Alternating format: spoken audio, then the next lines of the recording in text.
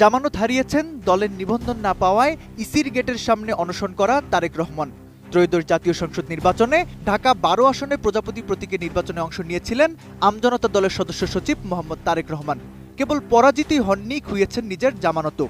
এমনকি ভোট গণনায় দেখা গেছে কেন্দ্রে যে পরিমাণ ভোট বাতিল হয়েছে তার অর্ধেক ভোটও পাননি প্রজাপতি প্রতীকের এই প্রার্থী।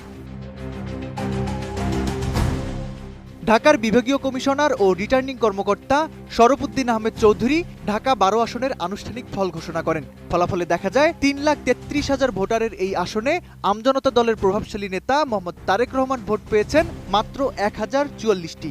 অথচ এই একই আসনে বাতিল হওয়া ভোটের সংখ্যা ২,৪৪৪টি।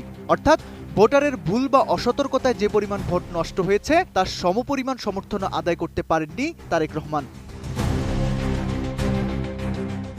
নির্বাচনী আইন অনুযায়ী একজন প্রার্থীকে তার জামানত রক্ষা করতে হলে ওই আসনে প্রদত্ত মোট বৈধ ভোটের অন্তত ৮ ভাগের ১ ভাগ বা ১২.৫% ভোট পেতে হয়। ঢাকা ১২ আসনে বৈধ ভোট পড়েছে ১,২২,২৬৮টি। সেই হিসেবে জামানত টিকিয়ে রাখতে তারেক রহমানের প্রয়োজন ছিল প্রায় ১৫,০০০-এরও বেশি ভোট, কিন্তু তিনি পেয়েছেন মাত্র ১,০৪৪ ভোট, যা প্রদত্ত ভোটের ১%-এরও কম। ফলে নিয়ম অনুযায়ী তার জমা দেওয়া জামানতের টাকা এখন সরকারি কোষাগারে বাজেয়াপ্ত।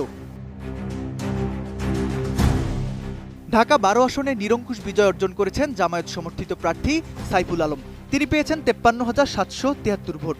তার নিকটতম প্রতিদ্বন্দ্বী বিপ্লবী ওয়ার্কার্স পার্টির সাধারণ সম্পাদক কোদাল প্রতীকে পেয়েছেন ৩০,৯৬৩ ভোট। এছাড়া ফুটবল প্রতীকের স্বতন্ত্র প্রার্থী পেয়েছেন ২৯,৮৬৯ ভোট। হেভিওয়েট প্রার্থীদের এই ত্রিমুখী লড়াইয়ের মাঝে প্রজাপতি প্রতীক নিয়ে তারেক রহমানের উপস্থিতি ছিল একেবারেই নগণ্য। নতুন লাক্স, যা ত্বককে করে কোমল আর দেয় ব্রাইট গ্লো। ট্রাই করো লাক্স। ভোটের দিন ঢাকা ১২ আসনে মোট ৩৭.৪২% ভোটার তাদের রায় দিয়েছেন। কিন্তু একটি দলের শীর্ষ নেতার ঝুলিতে ১% ভোটও না পড়া লজ্জাজনক বলছেন সংশ্লিষ্টরা। বাতিল ভোটের সংখ্যার কাছে প্রার্থীর পরাজয় নির্বাচনী রাজনীতিতে একটি বিরল কিন্তু লজ্জাজনক নজির হিসেবেই থাকছে।